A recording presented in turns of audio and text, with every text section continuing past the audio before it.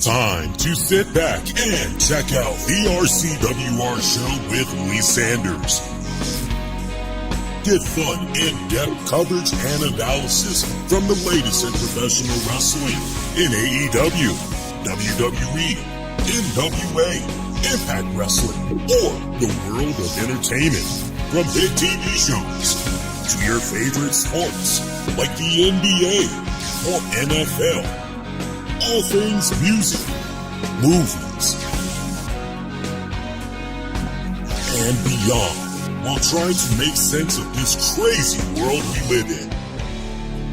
All while keeping it honest, insightful, and interactive since 2011.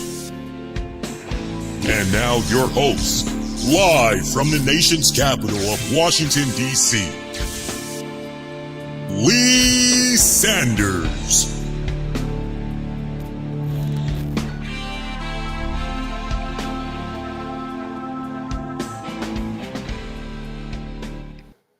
Hey guys, what's going on? Lee Sanders back with you all, almost at 100% Lee Sanders.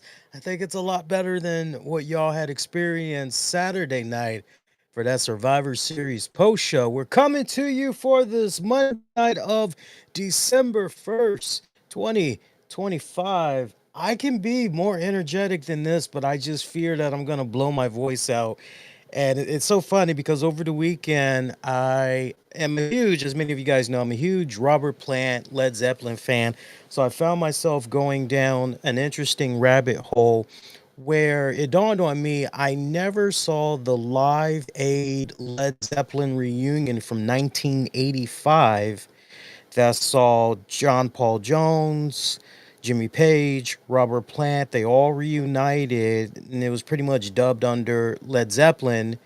And they were joined by Phil Collins on drums. And there's a very interesting backstory to all of that. But for decades, you've had Jimmy Page and even John Paul Jones say that Phil Collins' drumming, it was just all over the place. He pretty much had made the performance bad, but there was like so many weird elements that was going on. Like, on the contrary, Phil Collins actually did pretty damn good on drums, all things considered. But one of the things that kind of stood out to me from that was the fact that Robert Plant's voice, it was shot as I don't know what. I don't know if maybe that was the alcohol or whatever. Legend has it that Jimmy Page was loaded on that set. I don't know. But I have been drinking my tea. I'm going to continue to be drinking this tea during the show. So hopefully the voice doesn't go a cracking like Robert Plant was doing in that Live Aid performance. I've even got my emergency right here. So what I want to do tonight, I want to switch things up. I want to do a short show. So let's see if we can do our thing in about under an hour max. And then I will gladly give you guys a bonus show coming up this Friday. So mark that down on your calendars because that's going to mark a couple of good things. We'll be able to come on not only after SmackDown is off the air and cover Fallout, but we'll be able to talk about the Last Time Is Now finals, as we now know who the final two participants are going to be going into Friday SmackDown that'll face each other one-on-one to win the Covenant spot to face John Cena in his retirement match happening right here, nation's capital, Washington, D.C., Saturday, December 13th on Saturday night's main event, streaming on the Peacock. Sound off. Let me know what you guys thought about tonight's WWE RAW. Got an exclusive Twitter poll that is up right now. Twitter at the RCWR show. I know it's X. I still like calling it Twitter. I refuse to just call it X, but Twitter at the RCWR show. We'll poke our heads in there a little bit later on. So look, man, this pay-per-view that we have from Survivor Series over the weekend, which, by the way, shout out to those of you that checked out my Survivor Series post show, be it live, on demand, in the downloads. I told you guys I would marinate on it for a day or two. And here we are now. When I last was on the air with you all, I said very seldom Do I give a pay-per-view, a PLE, a retraction as far as my rating goes? I left you guys giving Survivor Series a C minus, borderline D plus ish. So where do I stand right now? I still feel pretty much the same way. Has not changed. One thing that I can say to you guys, it felt as though we had just a little bit more of a conscious effort put into tonight's WWE RAW. It felt that tonight's show was better, dare I say, than what we got with Survivor Series. Yeah, it's so interesting because I look back on Survivor Series and there's just so many things that just kind of pop in my head. I don't want to go too much more in the wheelhouse on that because I said everything that I needed to say on the Survivor Series post show. But let's focus on the present more. We had Triple H, Paul Levesque saying, going into tonight's Raw, if you thought what we did with Survivor Series was something, you really got to check out Raw tonight. Hey, the mystery man, and pretty much Triple H saying things are going to be popping. We're just getting started. We're going to be taking things to a whole new other level, and tonight's the night that you definitely need to be tuning in. And so you're hearing all of this, and you're going, okay, well, sounds like Triple H is kind of promising some fireworks here as we're getting ready to go into the holidays. Okay, well, all right, I'll bite into that. Let's see what we got going on here. Surely, going into tonight's WWE Raw, we're going to get a fired up CM Punk that's going to demand to know who the hell was that maxed assailant that came into the steel cage, beat the crap out of him, delivered a curb stomp, insult to injury, pretty much cost him and his WarGames team at Survivor Series the victory. Surely we were going to hear from CM Punk. Like, it just makes all the sense in the world. Nah, no CM Punk. And from what we're told early during the night is CM Punk is recuperating from his injuries at WarGames. So, wow, like, really? Okay, I guess. Like, so I guess maybe next week we get a fired up CM Punk that's trying to find out what exactly is going on. I gotta say, I kind of did not like really the way the show was structured tonight. I gotta say, I wish there could have been a little bit more emphasis on quite a few different areas, definitely surrounding whoever this maxed individual was. Now, we did get a little bit of a nod for this mystery man. It really wasn't much, though. It just feels so like oh my God. You and me have played video games for so long, and even though I don't play it as much as I used to, I'm like several years kind of removed because nowadays I'm just all about the tablet games and all that. But we have come up with better storylines in WWE 2K than what we got that played out tonight. We can all be in agreement of that, specifically when it comes to this whole maxed individual and all of that. Now, I'll give some positives where positives is due, but I still got to criticize while also offering the constructive feedback, right? I mean, it's only fair. That's how we've been doing it here. So I love the fact that we're getting away from the instant Acme feuds, as I like to call it. This person is backstage, bumps into another person. Oh my God. And then it pretty much turns into a match. And it's one of those deals where you go, well, what the hell is the point of having an authority figure that's supposed to be taking charge, booking these matches and all that? Like, seriously. So, some interesting seeds planted going into Raw tonight. If you're on top of your social media game, and see, this is where I kind of have to just say to WWE, you got some really good things that you're experimenting with on social media, but you need to incorporate these things on your television shows because not everybody is going to be just feverishly or just, hey, I just stumbled upon this on my social media feed. Oh, hey, kind of cool.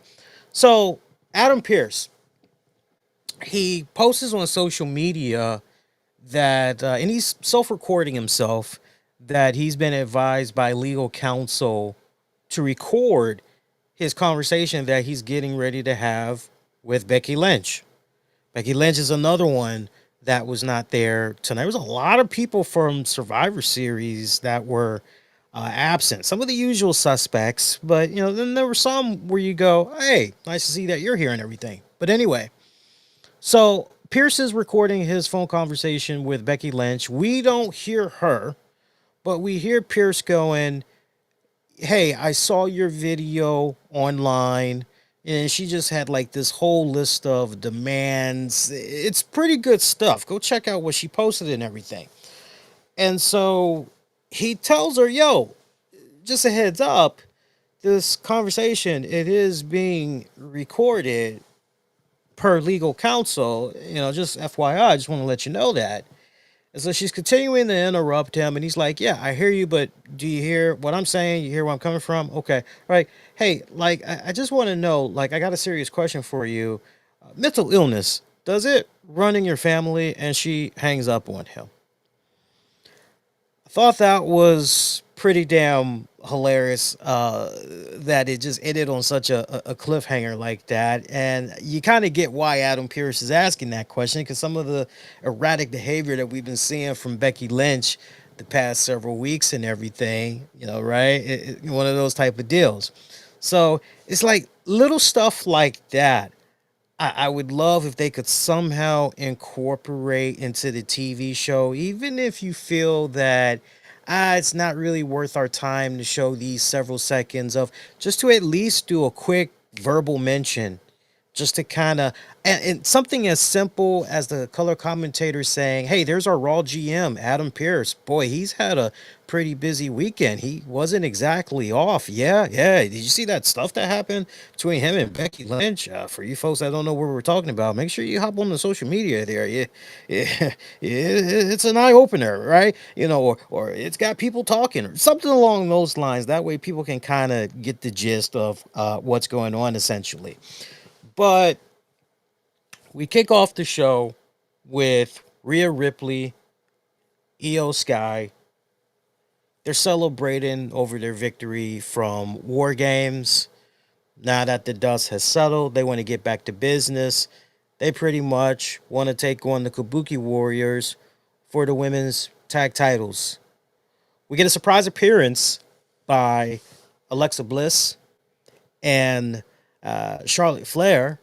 And they pretty much say, "Hey, nah, not for nothing, but we never did get our rematch for the women's tag titles. So we want our shot as well." And so it's proposed among both teams here in the middle of the ring. Okay, well, let's just say we go on ahead and we face each other, since we're all here, same night, everything. How about later tonight? We lace them up, better team win, and whoever wins, they go on and get a crack at the Kabuki Warriors for the titles. So they all agree on that. And then we do a great transition backstage area. Adam Pearce, he's on his phone. Chef's kiss. I love this. I love this little fine attention to detail. Adam Pearce, not oblivious to what's happening in the ring and everything. He's literally getting ready to get off the phone, acknowledging that he's talking to Nick Aldis. Yeah, "Hey, I just wanted to make sure I wasn't stepping on your toes, because I'm definitely down for the match if you are." Okay, Nick. Okay, that's great. Well, then it's official. We're going to see Charlotte Flair, Alexa Bliss team up, take on Rhea Ripley, Io Sky, winner face Kabuki Warriors. Okay, bet. Nice talking to you. All right, I'll let you later. Great. I love that little touch right there, because it still sets up that foundation of Adam Pearce as the authority figure. Like, this isn't the Wild Wild West. You can't just go doing any and every damn thing that you please. Like, you gotta ultimately get the okay from this individual over here, right? So I love that little touch right there. We then see Ivy Now, who comes up to him, and he's like, "Hey, Ivy, what do you want? How can I help you?" Ivy's like, "I want that match against Maxine Dupree." And Pierce is like, why should I even give you this match? Like, what's the justification for it? And Ivy's going, look, the past has shown I've beaten Maxine Dupree before. I've had her number. Like, she's undefeated against me. So I deserve a shot at her for that women's championship, that women's intercontinental championship. And Adam Pierce says, okay, you know what? I hear you. Well, Maxine's not here. She's training right now with Natty. But tell you what, you can definitely get your title shot against her. She's like, okay, cool, bet. Love that. All that was set up perfectly. And as I've been saying here on the show for years, what is that carrot that you're going to dangle over my head as the viewer? What's that incentive to make me want to stick around and everything, right? So we're getting all of this in pretty much like the first 15 minutes, story building, right? I love this, right? So we're off to a good start. We get Paul Heyman, Bron Breakker. Pierce really doesn't want to hear a damn thing that these two guys has to say.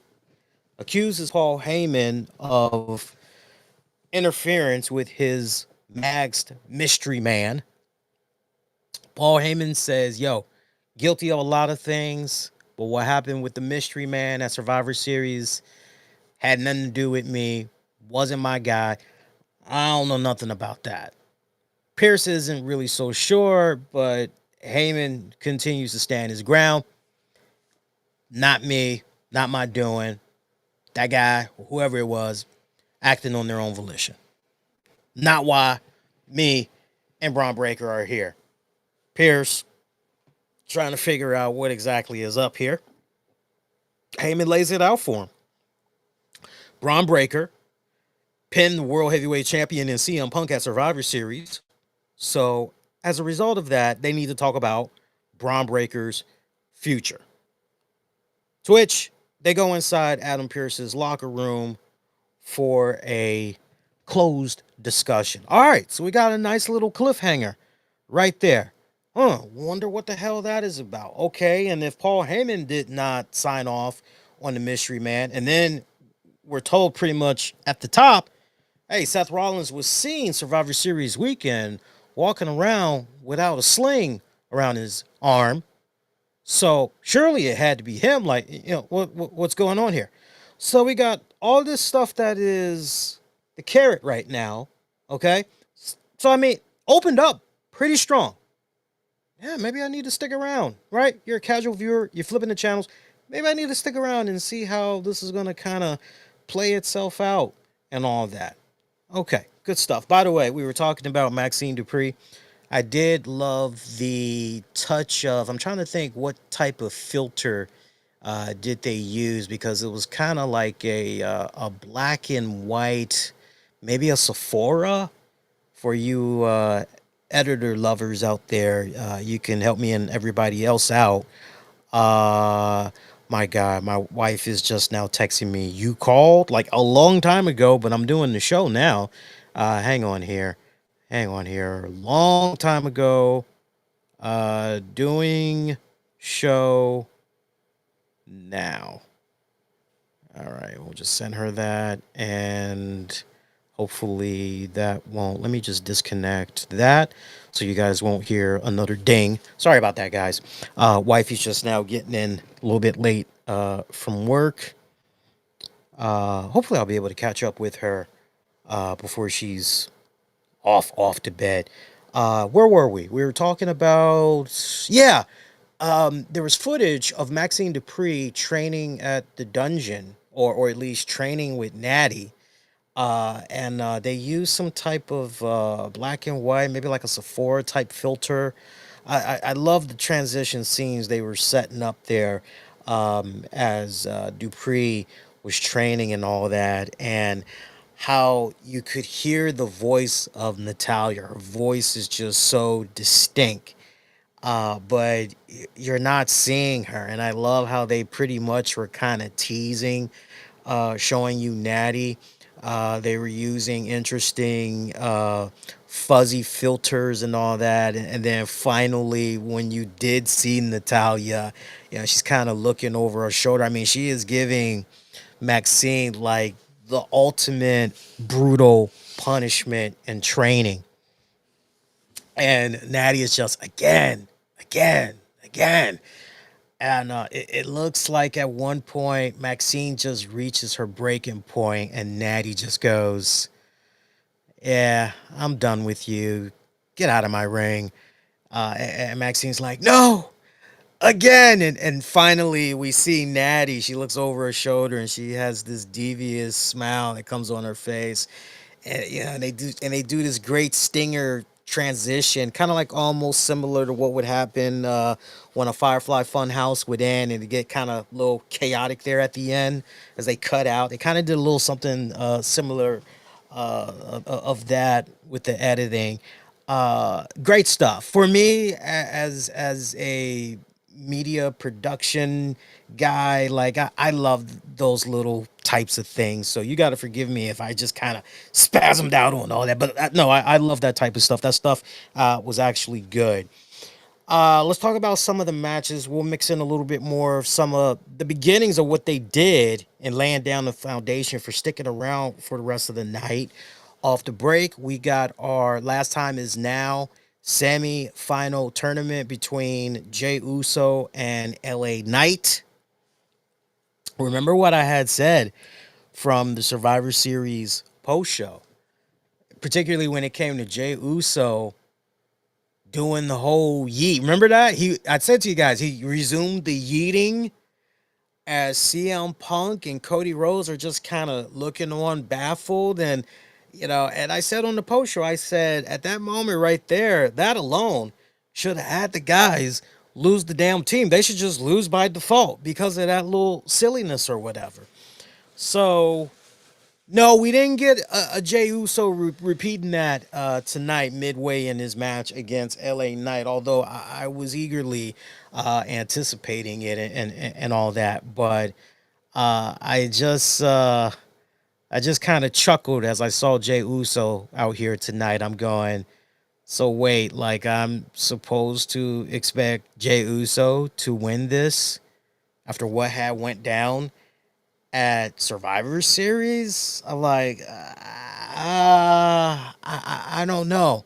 Because I was really looking at this match and I was going, what's the more interesting story arc here?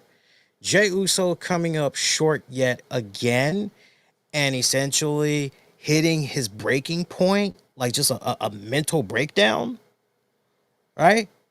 Or, wow, Jey Uso somehow he did it. Or give the impression that LA Knight is, he is one step closer. Like that is a fresh matchup too, for that matter. John Cena, LA Knight, battle of the words, so to speak. Well, you're not really going to get a battle of the words, are you? Because unfortunately, John Cena's just got like one more appearance, not unless WWE can go, hey, you think you could do something and pop up on Monday Night Raw? I mean that'd be nice, wouldn't it? That really, really would be nice. But nah, they're not gonna do that. Whatever. So we had the Jey Uso LA Knight semifinals match. LA Knight going over. I'm sure that probably surprised a lot of people. This was a great match. Great opener too for all the in-ring action that we were getting for the night. Final moments of this matchup.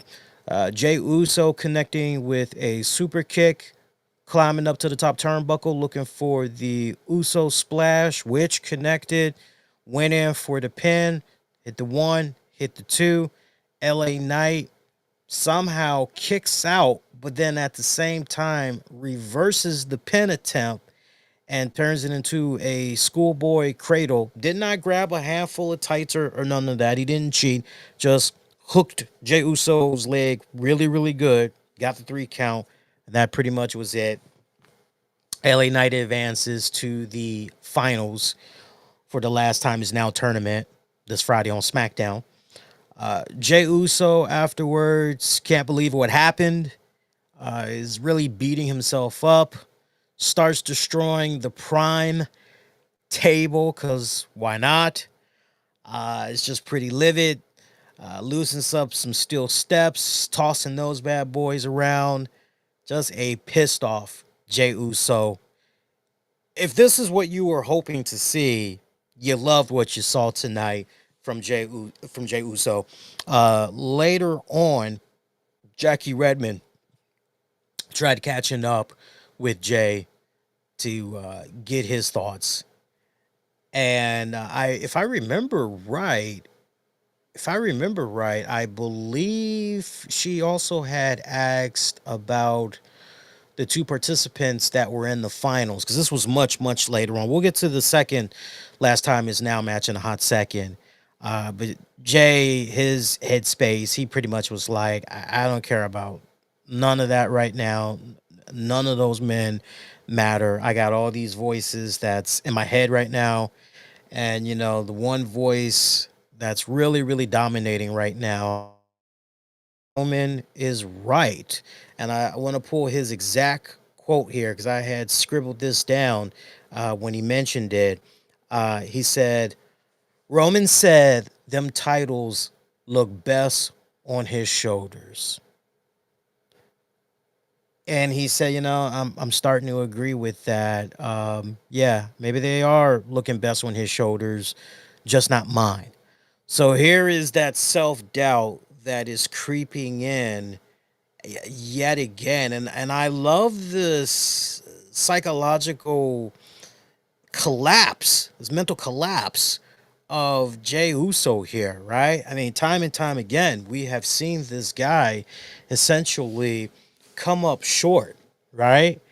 And now Jey Uso, it's amazing, isn't it? Because you would think that for guys like CM Punk, for guys like Cody Rhodes, for guys like Randy Orton, even for guys like Roman Reigns, and keep this in mind in the back of y'all's head, we have yet to see this be laid out for Jey Uso. But like, we have yet to see somebody say to Jay, hey, Jay, not for nothing, but the hardest part in becoming a world heavyweight champion is becoming the world heavyweight champion.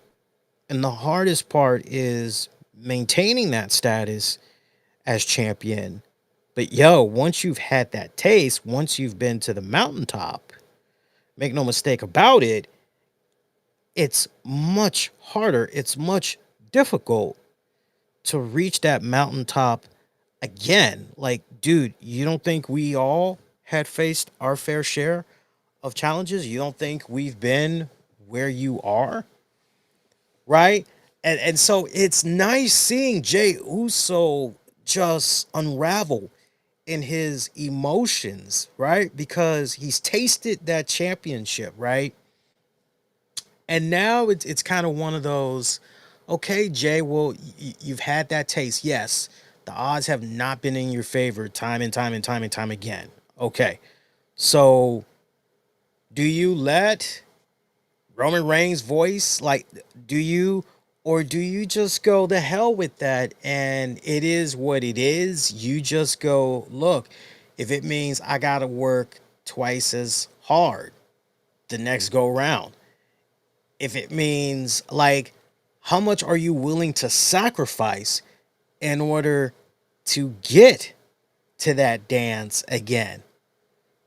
Whose back are you willing to step over in order to have that championship status again, right? And to be in that type of a fragile state, you just really can't help but wonder. I mean, WWE would really be shooting themselves in the foot, I personally feel, if they decide, we want to turn Jey Uso heel. I'm just thinking about everything that they would lose from a merchandise standpoint. But then you could make the argument, well, they really wouldn't. But I beg to differ. I think they actually would lose because obviously you'd have to change the theme music, right?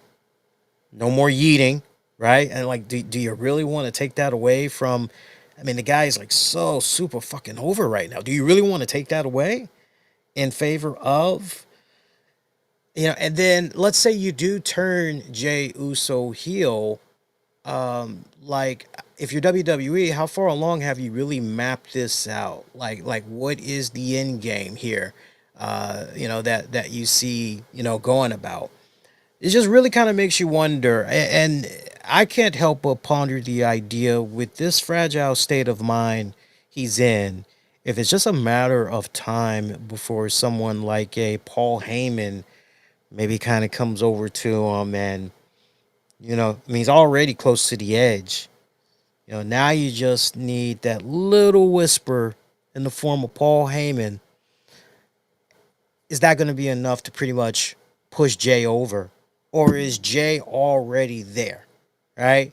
But we already see him giving himself this pity party and all of that. I can't wait to see how this plays out over the next couple of weeks because, as we can imagine, Jimmy is probably going to try to have a couple of words with him. And then, there's probably going to be, it just seems the pattern. Somehow Jay always ends up blaming Jimmy for his shortcomings. So I can't wait to see how Jay is going to spin this. Just kind of have all that going in the back of your head there. So we told you about one. Last time is now semifinals match. Let's go ahead and talk about the next one while we're at it. I mean, the rest of the card was pretty good for tonight's Raw, but let's talk about the next one, which was Solo Sikoa taking on Gunther. Boy, these two guys, they clicked so damn well. I wasn't sure what to expect. I gotta be honest. I thought this was gonna be a little bit of a train wreck. I'm being honest with you all. I didn't think it was gonna go down as smooth as it turned out to be. I mean, it was a fun match. Damn good. I could have just watched this one. This was definitely one of my favorites of the matches that we got tonight. This was definitely, for me, one of the major highlights of the night. Love the final moments of this one because if I remember it correctly, Solo Sokoa ended up ripping off a turnbuckle pad from the corner as Gunther was grabbing on him. I think it kind of turned into a German suplex. Solo still had the turnbuckle pad. Referee sees what's going on and grabs the turnbuckle pad, tries to string it back in the corner. While that's happening, Tala Tunga climbs up on the apron. Gunther takes a swipe at him. Gunther then rolls out the ring, pursues Tala Tunga, and then Solo ends up following Gunther. And then Tala ends up grabbing a hold of Gunther. Referee now sees what's going on, is yelling at Tala and Solo. Gunther ends up giving a low blow to Tala, takes the fight right back to Solo, tosses him in the ring while the referee is arguing with Tonga. Gunther, realizing he's got a slight window here of an opportunity, decides the hell with it, and he punted the hell out of the crown jewels there of Solo Sokoa, and then just pretty much got the W shortly after that. So, hook or by crook, right? Some dirty tactics going down here.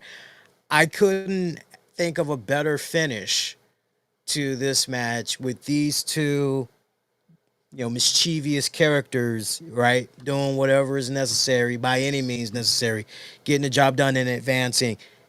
Love the way that this one had played out. Again, one of my favorite matches of the night. I gotta tell you, it was really kind of looking as though, at least for me, not sure how it was for you guys, but it was kind of looking as though maybe, just maybe, Solo was gonna go over. And I was starting to get pretty excited at the prospect because I was like, wow, WWE has that much faith. And Solo Sikoa, they really want to, okay, wow, this was really a tournament that towards the end, a lot of us were kind of under the impression, well, we know where everybody's pretty much going to land and who's going to be, but wow, to have this much of a shakeup at the very end, hey, this is really, really cool. But no, Solo, close but no cigar. So you're keeping tabs. This coming Friday's SmackDown is going to be LA Knight taking on Gunther. And the last time is now finals tournament. Winner of that will then go on to Saturday night's main event out here in Washington, D.C., December 13th, taking on John Cena. John Cena's final in-ring match. Um, Gunther just continues to show me that, and I think also going back to Solo, every opportunity that Solo has been given since we've been watching this young man, he's only like 32 going on 33, so I consider him to still be a young man. Every opportunity that he has been given, he has crushed it out of the park. And I'm sure he has watched very closely to a degree the work of Gunther. I'd like to believe that he has spoken to peers. And there's honestly that big part of me that would love to believe Solo said, okay, I got to make sure that I'm bringing my damn A game for Gunther here because, otherwise I may hear about it or whatever. And I would imagine that Gunther has, probably did his fair share of research on Solo, checking out some of his matches, checking out some of his stuff and all that. But Solo crushed it here tonight, even in defeat. I mean, he freaking crushed it.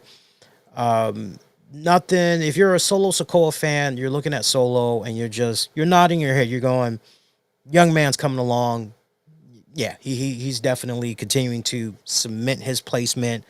As far as if he's going to be a world heavyweight champion in future years to come, oh yeah. Think of him as far as like in the world heavyweight championship position. Think of him being that guy where. So you got two world championships that's in the picture right now, right? Let's just say, heaven forbid, I'm knocking on wood, but let's just say something weird happens. You've got no Cody. You've got no Seth Rollins. You've got no Braun Breaker. You've got no Bronson Reed. Then it's kind of like, okay, where do we? Who's the next tier, right? Who's the next tier that we can? Solo's at the very top of that list, and there is nothing wrong with it. Now, Solo could, I'm telling you, if he continues to string together this great, impressive body of work that he's been stringing together, like he could easily, from that one tier level that he's in right now, bracket, he can easily leap and go with the other guys. Some fans would even make an argument, nah, man, he's already in that bracket with Cody and them. He's already in there, right? But just for me, what I'm seeing with my own two eyes right now, like he's in that second tier bracket, right?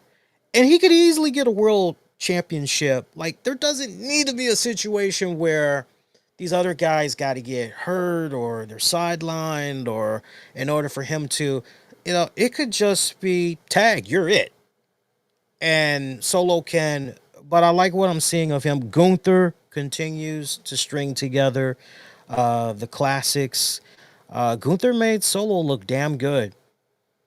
I gotta say, as I was just thinking about the idea of these two men locking it up, one thing that I kept saying to myself was, man, Solo's probably going to be real, real short compared to Gunther, huh? He's probably going to be real, real short. Not at all. Not at all. I thought there was going to be a significant height difference, but not at all. Which says a lot. Which lets me know Solo is much taller than I thought initially. Hopefully, you kind of have that same mindset as well. So now we know what's going down with Friday's SmackDown for the last time is now tournament. Meanwhile, AJ Styles, Dragon Lee successfully defended their tag titles against the New Day. Fun little tag match. Great to see for a change fighting tag champions. That's pretty much going, yo, we want any and all newcomers right down to the point. Right after this match was over, Dragon Lee and AJ went up to Adam Pearce and they said, hey, we just had a really great, successful title defense. We want to keep this momentum going. We want to face another tag team. We want to face another team that we feel is worthy of putting our titles up against. Let's take on the War Raiders. So next Monday's Raw from Oklahoma City, if I'm not mistaken, we're going to see Dragon Lee and AJ defend the titles against War Raiders. But as far as the tag match with all four of those guys tonight, some pretty good stuff. Pretty good tag match overall. Let's see what else. Let's see. We talked about that. Wow, we're already on the main event match. Is that right? Oh, Dominic Mysterio. Some more storyline stuff. So Judgment Day now whole. Seems that for now, Liv Morgan and Roxanne Perez, everything's peace in the valley. As Liv Morgan was introduced by Dominic Mysterio, Dom pretty much saying, yo, John Cena is supposed to be the greatest of all time. Well, if he's the greatest of all time, well, I beat the greatest of all time. So therefore, I am now the greatest of all time. I'm the greatest intercontinental champion of all time. I'm the best luchador of all time. And, just pretty much echoing what he's been echoing these past several weeks. Got the crowd right there in the palm of his hand. Letting it be known that he couldn't have done what he did Survivor Series weekend without JD McDonough, Finn Balor, Roxanne Perez, Raquel Rodriguez, but most importantly, he couldn't have done it all without his baby, Liv Morgan. Liv Morgan back better than ever. What was Liv Morgan wearing tonight? I mean, good God almighty. Lord have mercy. It's getting hot, man. It's getting hot. No, really, it's getting hot. I've got my portable heater on in the back. I'm about to get up and turn it off soon. But no, Liv Morgan back better than ever. Picking up right where she left off. Just that whole sexy aura about her and all that. That's cool. Leaning into it and everything. She talked about how she had, being idle on the sidelines, hearing all the chatter that was going on about Judgment Day, not the same. They've lost gold and pretty much putting all of those little whispers to rest by saying now that she's back, Judgment Day is basically going to be eating good again. Okay, that pretty much was her whole message. And right to her point, shortly afterwards, Stephanie Vaquer was with Jackie for an interview. Basically, hey, what's next? Stephanie, fighting champion that she is. Hey, I welcome, I accept all newcomers. And, well, that got interrupted as she met toe-to-toe, eye-to-eye with Liv Morgan, who says to her, hey, nice to meet you. That's mine. They right? She's already claiming, like, the fact that we got Liv Morgan already eyeing that women's championship from Stephanie Vaquer. Stephanie Vaquer fans, I hate to say this to y'all. Ooh. Don't look good for Mamacita. Look. I'm Booker T Jr. Anytime Stephanie Vakir is on my TV, I gotta stop what I'm doing, man. I mean, she is just mesmerizing, right? Got me hypnotized. Okay, I don't mind a little Mamacita Spice, okay, but real recognizes real. Liv Morgan gonna get that championship. Liv Morgan is gonna get that championship. Her days are numbered. Hate to say that. Now, not for nothing, but maybe it'll be good to see Stephanie chase after Liv for a little bit for the title. Maybe it might be good, especially if you do it in a way where you have Stephanie win it back at WrestleMania. I might be down for that. Have it more of a international vibe and all that with the WrestleMania crowd. I might be down for that. I might I might be down for that. But yeah, I'm trying to think what else had happened from Raw tonight. So we had that. The Vision segment that actually was pretty damn good. I got to give that Vision segment a lot of props. Paul Heyman giving a shout out to Brock Lesnar, saying Brock Lesnar is still showing after all these years, without a doubt, that he's still the beast. Paul Heyman also thanks Drew McIntyre for his services. Remember what we were talking about on the Survivor Series post show now that WarGames is in the books? Oh, Lord, yeah. Oh, my God. Look, I'm a huge Ozzy Osbourne fan. Huge Ozzy Osbourne fan. I never thought I would see the day where I would go, I don't want to hear that song ever again. Like, if I don't have to hear it for like 3 months. Oh Lord, yeah. Like really, like God, I've never been so. It takes a lot for me to, The last time I remember feeling that annoyed over a kick-ass old school rock metal song. Remember, I was on the Jericho cruise. It was the triple whammy, so part three. Duh, triple whammy.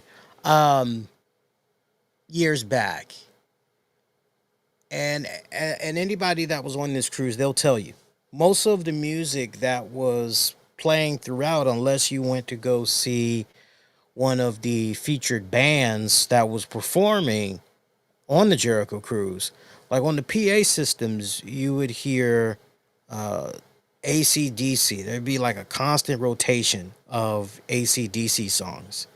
And eventually, you heard like the same ACDC songs. And then when you retire to your cabin, for the day, night, whatever, there was only but like so many channels. They were like very, very limited. One of the channels that you were able to watch was you got like actually there were two channels. Both channels it tied to the boat, so you would get one channel that gave you a front view of what the boat and its captains were seeing as they were just going ahead, going on course. And then you would get another, there was another channel where you would get a side boat view. But either way, both of those channels, you would hear a bunch of AC/DC music. And like the one song that I kept coming across, oh, you shake me all night long. I hope I don't blow my vocals out after that, but like, I didn't want to hear. It took me 6 months to want to hear that song again. Okay, so after hearing War Pigs, I'm good for 6 months. Like seriously, I don't want to hear that damn version. Like ever. I don't even want to hear the Rob Halford Judas Priest version. Like I'm good. I'm good. And I did actually get the track and all that for charity. I did that. Oh Lord, yeah. But seriously, I had to get that out of my system because like it was really driving me crazy. Anyway, Vision segment. Good shit. Remember what I said on the Survivor Series? I said Paul Heyman, Drew McIntyre. What's going on there as far as the future goes? Because don't think for 1 second Drew McIntyre does Paul Heyman, this service. Yeah, sure, Drew McIntyre, he got to stick it to CM Punk. He got to stick it to Cody Rhodes. But don't think for 1 second that, okay, yeah, like all's good. I personally feel that at some point in the very near future, Drew McIntyre is going to call in a favor, right?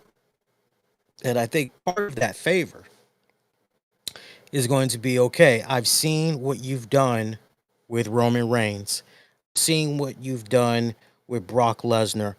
I saw what you did with CM Punk. I saw what you were doing with Logan Paul, Braun Breaker, Bronson Reed. Now, now, I want that. I'm trying to be that. Now, some of you guys may say, "Man, Lee, it's not needed because like Drew is just he's fine on his own. Dude's got everything as far as talking and like he doesn't need." Like, I agree.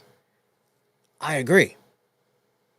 But just a little taste that we've gotten these past couple of weeks of Drew mingled with Paul Heyman.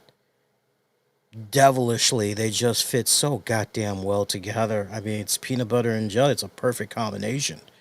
You've got to explore that more under the right circumstances. So I'm making a bold prediction right now, even though as far as wrestling predictions for 2026 goes, I'm giving you an early one right now. Drew McIntyre will be World Heavyweight Champion again in 2026 with help from Paul Heyman. Mark that down. We'll see how that comes about. So, remember the carrot that we talked about at the top, right? Story, the build-up. What's the incentive here? Why should I stick around? Now we're getting the payoff, which is Paul Heyman reveals that on January 5th, 2026, 1 year anniversary, Raw being on Netflix, Bron Breakker will get a World Heavyweight Championship match against CM Punk. To which Bron Breakker cut one scathing ass promo. Definitely one of the best highlights of the entire night. One of Bron Breakker's strongest promos yet, if not ever. I've been watching this guy since he came up through NXT. I feel like a proud papa seeing that this young man come up through NXT and everything, and just night and day what's going on with this guy. Love this promo. He had the crowd right there. Even when the crowd started doing their little what chants, he did not let it break him. If anything, he quickly, and I love this about Breaker's promo. I loved how quickly after the second or third what chant, he said, okay, I got to make sure I tighten that gap between finishing my thought and going right to the next one. Otherwise, they going to keep doing this what. And I mean, and it wasn't like he was talking over the fans' chants just to be saying something. No, it was just he knew what he wanted to say. He wasn't going to be broken. He was going to power through that shit no matter what. And once the crowd realized, okay, nah, we ain't getting him with the what, and they actually were like, nah, this dude is laser focused. This dude's about his business. Then it started, what was first cheers, then jeers, then it was, all right, we're with you, man. We're you sold us. We're into this, right? By the time Bron Breakker got done with his promo, he had those fans just eating out the palm of his hands. It was good shit. And that's despite the fact that he used buzzwords by saying, CM Punk, I'm going to prove that you're nothing more than a soft ass bitch. You're no different than Seth Rollins and every other carny. Like, that's good. Kind of bringing those two guys together, right? That's kind of good. But then saying, you should be worried more about the war inside your home as your wife is a bigger star than you. You know, crowd was just ooh, at that one. I even love when he closed out the promo, mentioning something to the effect of, "Hey, do you remember last year you saw me backstage and you said, 'Hey, there, pal. Now if you can cut a promo or something along those lines.'" A matter of fact, let me try to see if I can find the exact thing he said. And man, Breaker was just so damn savage. He's like, "Well, there's your goddamn promo, punk." And even freaking Logan Paul had to jump in on that and go, "Woo!" on the mic. They loved it. All three of those guys were looking back, nodding their heads. Like, I don't think that was a scripted reaction. I think that was just legit. How they felt. They felt that freaking promo. And it was good. It was definitely good. I'm trying to see if I could find the actual notes I had said there from that promo. Yes. All right, so some of the notes here. Puck is no different than any veteran living on past glory. Yeah, that was the other thing. Talked about how, you know, the mystique, everything that is CM Punk, he thought it was going to be, some great obstacle that he was going to have to get over at Survivor Series, but no, it was nothing. If anything, he felt disappointed with what he faced when he got a taste of CM Punk one-on-one there and everything. Talked about how Punk tried to break his neck, so giving that little bit of a nod to that freaky spot that we talked about from the post-show, saying that tried to break his neck, ruin his life on Saturday, so he's going to ruin Punk's life. He's coming for it all. And then, yeah, here's the part. Bron tells the fans about when Punk congratulated him at WrestleMania last year and said he wanted to see if he could cut a promo with the big guys. And he pretty much, here's your goddamn promo, Punk. Spike that damn mic down. It's good stuff. Good stuff from the young man. Loved it. Loved it. Good shit. Good shit all around. Braun Breaker's coming along. Look, if we're going the direction of Braun Breaker and CM Punk, because I know there's already, a decent amount of folks that's kind of looking at what's happening with the WrestleMania picture. We'll talk more about that on the Friday show. I just want to tease you guys. I'm aware, but let's talk about that more on the Friday show after SmackDown. All right, so we have, on that note, looking at my notes, we got one more match to talk about, and that was Notice. Everything that we've been talking about so far. If you guys are like, where's the Brock Lesnar's? Not on here tonight. Where's the Nikki Bella's? Not on here tonight. No Drew McIntyre's. No CM Punk. Now, some of you guys are going, well, what about the Mystery Man, Lee? Did we at least, get to know a little bit more about the Mystery Man?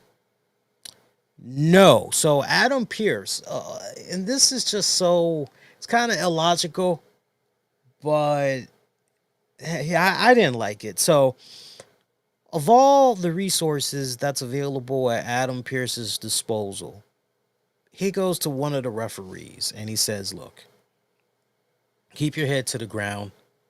Let me know what you're hearing. You hear anything, come back to me." Later on in the night, he gets same word back from the referee. Referee isn't hearing anything, basically.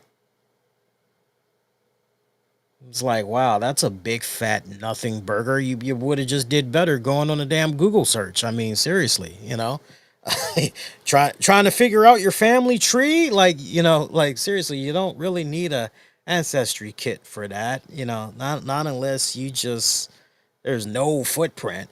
So we're nowhere closer to figuring out the identity of the mystery masked man than where we were at the beginning of the show. I really wasn't a fan of how that build up at the very beginning.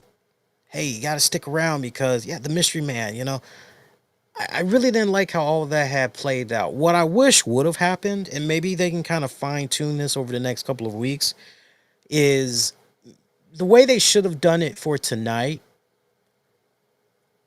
The referee should have came back, done like he did. Hey, sorry, like nothing. You know, I kept my ears out, like you said. Like I'm pretty much hearing the same thing that you're hearing, and that could have been it. If there was ever a time to bring in R-Truth, I would have loved to seeing R-Truth just slide on in there, wearing a Sherlock Holmes hat, coat, pipe, glasses, and freaking Adam Pearce could have been like, Truth, what the hell are you doing here? I'm not Truth. I'm Sherlock Truth. And he's like, wait, what? Yeah, I'm Sherlock Truth. Hey, I hear you're trying to find out who this mystery man is. And if there's anything that I like, Watson. And Adam Pearce could be like, my name's Adam Pearce. Stop playing, Watson. Anyway, if there's anything that I like more, it's solving a mystery. And I got us a clue. And what if it was like, what if it was like Exhibit A and I don't know, like he pulls out a damn, I hate to say a VHS tape because it's 2025. But that would make it even more funnier. So fuck it. Let's go ahead and go there. Truth pulls out a VHS tape. And Pierce can go, what the hell is that? Like, my man, no, you did not just pull out a VHS. Do you know what year it is? And Sherlock can be like, of course I know what year it is. It's 1685 or some weird, whatever. But the point is, as crazy as that whole segment is, you could have had Truth go, but it's what's on this tape that's going to take us one step closer to figuring out this mystery man. Come with me. And that could have been a nice little cliffhanger for next week, which is what's on the tape, right? Well, at this point, we're going to have to maybe figure out what's going on next week. Or if maybe you don't want to go the R-Truth route, maybe you could have had Adam Pearce get a phone call and we could have heard some distorted voice say, hey, you're trying to figure out who the mystery man is?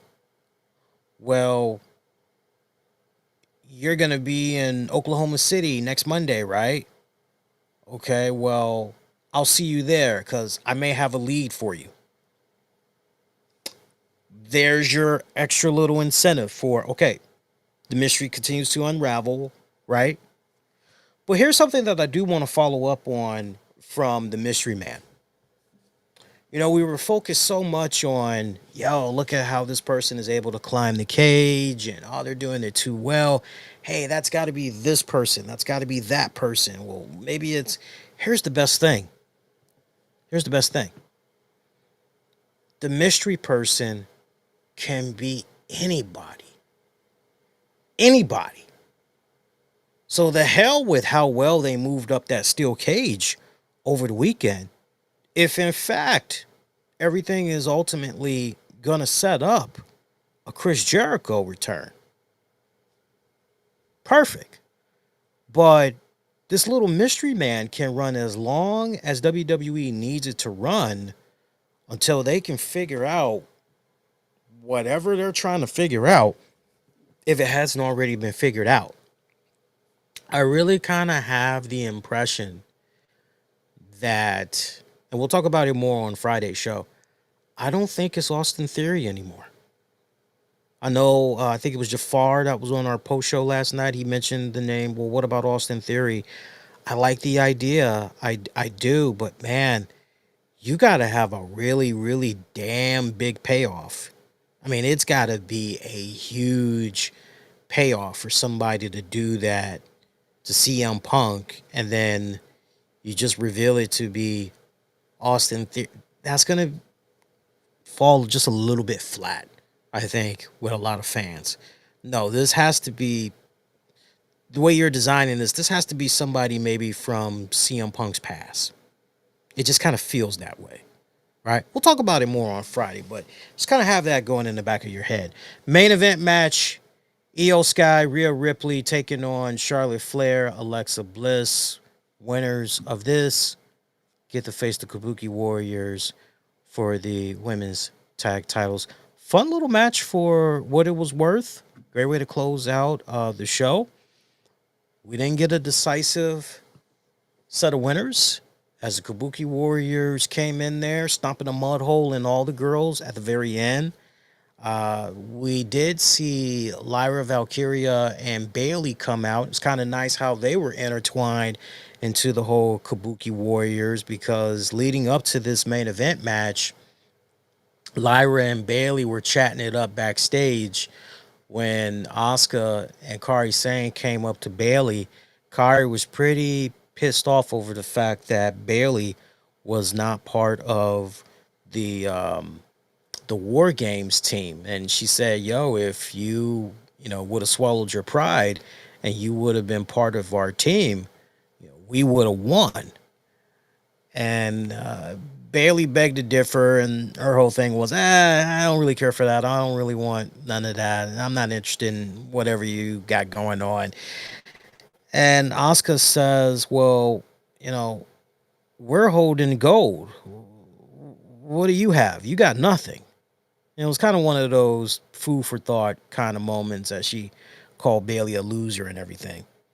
So it's kind of interesting how all of this kind of played itself out at the end of this main event match, when coming to the aid of Charlotte, Rhea, all those girls. We saw Lyra and Bailey. They came in there. Then eventually Raquel Rodriguez, Roxanne Perez, they laid those girls out. Now, if I'm not mistaken, I believe Stephanie Vicaire had tried to get in there. I'm trying to see. Give me a second here.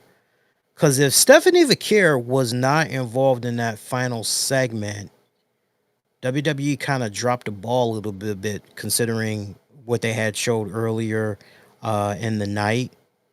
I'm just trying to see if I'm remembering it. Yeah, yeah. That's what I wished would have happened. Yeah. There was no Stephanie Vicaire. There was no Stephanie Vicaire. So Liv Morgan was pretty much that ace factor that came in there cleaning everything up towards the end, raising the hands high of Raquel and Roxanne, even putting the women's tag titles around their shoulders, kind of signifying, yo, this is what's next. This is what you need to focus on, coming up in the immediate future and all that. A little surprised that no Stephanie Vicaire. Hey, I guess she wasn't in town. So maybe the stuff that we had saw of her tonight, maybe that was pre-taped and they had the care go do something else. Maybe she went to the next town. I don't know. But for all it was worth, show did well in setting up the next couple of weeks for WWE RAW. Liv Morgan's return, that definitely adds a whole new fun layer back to the Judgment Day. You could really tell that when Liv was injured, that whatever was planned, it just kind of got put on hold as they just tried to go a little bit of an alternate route there with JD and all that. Breaker coming after CM Punk, pretty much the next challenger. And this is going to be weeks of a build-up going into this main event. The trash talking that's going to be coming back and forth. I mean, after an explosive promo from Bron Breakker, can't wait to see how CM Punk is going to respond to it and everything. All the matches overall pretty good for tonight's show. Thoroughly more enjoyable than what we got of Saturday's Survivor Series event. Let's see what you guys had to say over on Twitter.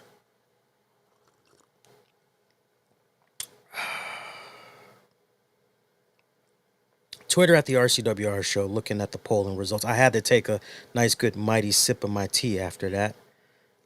All right, appreciate you guys that's voting so far. So right now, I am seeing 27% of you are giving Raw on Netflix tonight a thumbs up. Meanwhile, 31% of you are middle of the road. And so far, 42% of you are giving the show a thumbs down. That is interesting. That is interesting. I wonder if that's because the fireworks that you all were promised by Triple H, like it wasn't delivered, right? I wonder if that's the case. I mean, honestly, look, what they did on Survivor Series, that was a dud. What they did tonight, there were a lot of good areas that we just went over where, okay.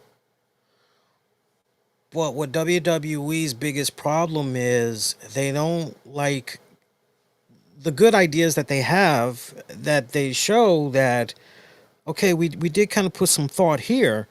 They don't use that as a really good tent pole to further expand creatively into the other avenues. And I mean, hell, we just talked about some of those avenues, right?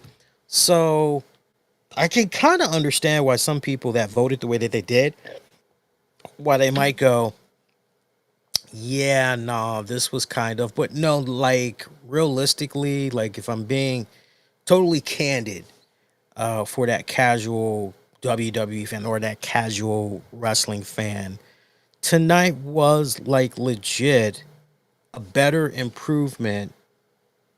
Two people are walking on the walkway. Hang on a second here. Let me see what that's about. My Ring doorbell just went off. I'm trying to see what that's about. Okay. I see one person and I see a second person. It's just two of my neighbors. Okay. Two women. Okay. I ain't tripping over that. Anyway. Um yeah, I mean you definitely matches wise, the matches weren't a problem tonight. I think there was really a big main gripe, just the fact of some of the story arcs. You know, you had a little bit of incentives for watching, a little bit more of an expanded thought on, okay, here's what's going on here. Like, okay, here's what's going on with Jay. Okay, now what's up with Jay? Hey, how's Bron and how's the rest of the guys over at the Vision feeling about their win from the weekend? Okay, cool. All right, this is what's next for Bron. Okay, great. CM Punk. Okay, bad. Now we know what's next for Punk. Okay, cool. Hey, women tag team titles. What's going on with that? Okay, bad. Hey, Stephanie Vickier, her women's championship. What's going on with that? Okay, bet. So I mean, they did a really good job. Just boom, boom, boom, boom, boom. But I can definitely make an argument that there wasn't enough substance, right? It all goes back to that tent pole. You know, that's why, like, when I think about story and concept and all of that, you know, somebody needs to show these guys, and I would like to know, like, how many of these guys in WWE are, like, big fans of The Walking Dead. Because say what you will about Walking Dead. Yeah, you know, Walking Dead, it just, once Glenn died, like, that was it. That, like, show should have been over after that, or like, we could be here all night going over that. But just home in on this basic concept, which is anytime you watch an episode of The Walking Dead, or hell, you go watch an episode of Power or BMF. Like just think of your favorite show. You got one main core theme, right? Think about that for a second. You got that one main theme.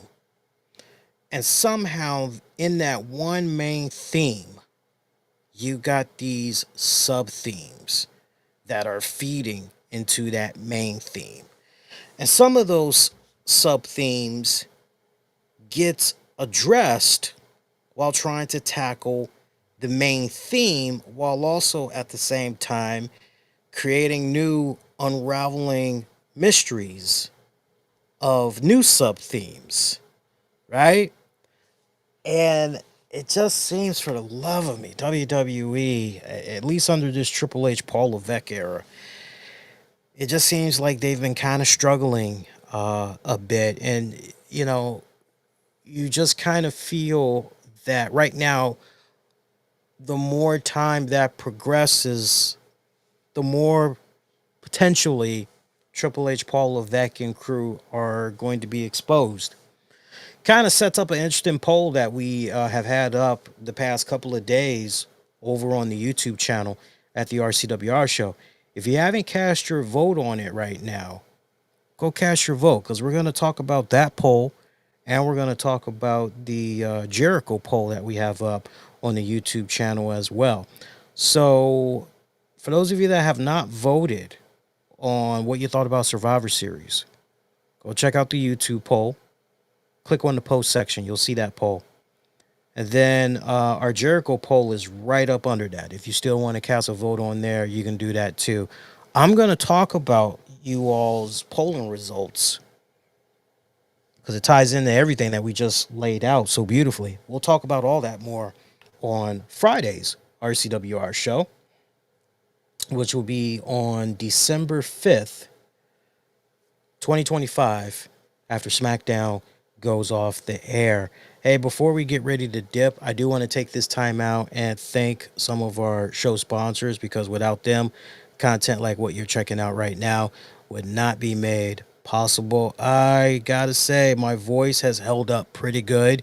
Still not at 100%, but I love the fact that we managed to go in just a little bit longer here than normal. I know some of you guys are like, wait a minute, Lee, are you getting ready to end the show? Yeah, we're getting ready to end the show. I've got a exam I've got to take in the morning. So I want to try to see if I can get in a little bit, one more round of studying before the exam tomorrow, and get in some bonus study time in the morning. And then I've got to present for a reading class discussion on a book, In Pharaoh's Army by Tobias Wolff. Really great read. Go check that out when you guys get a chance. Hey, the RCWR show with Lee Sanders is brought to you in part by our good friends over at JustMoviePosters.com. Holidays are here. Don't let your walls be bare any longer. They got your hookup beginning as low as $5 plus shipping. Very affordable shipping fee. Shipping worldwide. Scariest thing you can have in your room is a naked wall. Don't let those walls be naked any longer. Hook them up. JustMoviePosters.com. You can also give those guys a follow on Twitter at JM Posters. They're also on Facebook at Just Movie Posters, DOTCOM. That's Just Movie Posters, DOTCOM. We're also brought to you in part by TerraPaulPremium.com. Wake up your senses with bold flavor and smooth vibes. TerraPaul Premium brings you top-tier coffee and teas crafted for people who love quality, energy, and good taste. Talking rich blends to chill herbal sips. They've got your daily fuel covered. Check them out today. And last but not least, we're brought to you in part by our friends at iwanttolearnsql.com, your hands-on gateway to mastering SQL. And we're also brought to you in part by our good friends over at the IMEI radio station, streaming 24/7.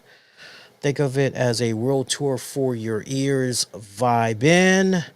Listen to some great R&B gems. Even today's top 40 hits, indie artists, hits from the UK, Europe, Canada, United States as well, streaming 24/7. Check them out, the IMEI radio station. All of these good sponsors, good friends of the RCWR show with Lee Sanders. All right, so that is going to do it until Friday night, December 5th. 2025, 10:05 p.m. Eastern. After SmackDown goes off the air, we'll talk about the Last Time Is Now tournament final between Gunther and LA Knight, along with SmackDown Fallout. We'll even talk some AEW. We will talk about Vince Russo's Juggalo Championship Wrestling.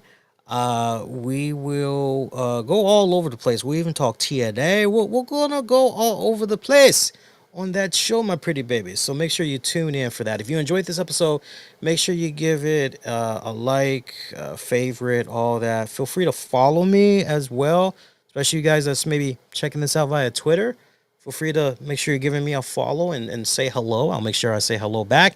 And if you have not already, subscribe to the YouTube channel, youtube.com/the RCWR show. Get in the habit of doing more and more uploads, and that includes doing excerpts. I'm getting back into the groove of doing excerpts and everything. So check that out. Oh, before I leave, for you WWE Supercard fans, real quick, not sure if you all are aware of this. It should still be available right now, but if you're looking for a Cyber Monday deal for $20, if you go to the WWE Supercard web store, don't go on your phone or tablet. Go on the web store. Make sure your account is linked to it and everything. They got a really cool web exclusive. You'll be able to get yourself for $20, 5,000 credits. You'll also be able to get, I think it's maybe 500 or 600 backstage tokens. You'll also get one adventure tier Joe Hendry card, and you'll get Joe Hendry's equipment, his electric guitar. And man, that equipment card, Jesus, it's got like over 8,000 power off the break. But if you equip it specifically to Joe Hendry, not only will you be able to tap into that over 8,000 power off the break, you'll also be able to tap into, I think, an additional 23 to 32,000 power. So that is a huge like. So go check that out if you haven't already. I just noticed it like a couple of hours ago, and it quietly has not been promoted. So if you're looking for a good deal while you're doing your little Cyber Monday shopping still, go check that out. Meantime, until next go around, wishing all y'all to be safe. Most importantly, be kind to one another. I will see you guys next go round. Take care.